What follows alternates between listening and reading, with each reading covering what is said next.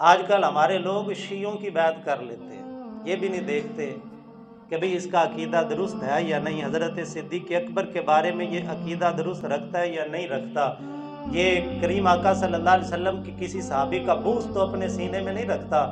ہمارے ایک بزرگ سید ہیں، وہ فرمایا کرتے تھے اگر کوئی شیعہ میری تعریف کرے نا تو میں اپنے اندر خامی تلاش کروں گا کہ میرے اندر کون سی برائی ہے کہ یہ شیعہ میری تعریف کر رہا ہے۔ جس کو ابو بکر اچھے نہیں لگتے اس کو میں اچھا کیسے لگ گیا؟ جو فاروق اعظم کو اچھا نہیں سمجھتا وہ مجھے اچھا کیوں سمجھ رہا ہے؟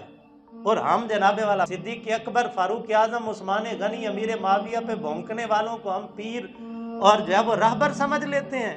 عقیدہ بنیاد ہے۔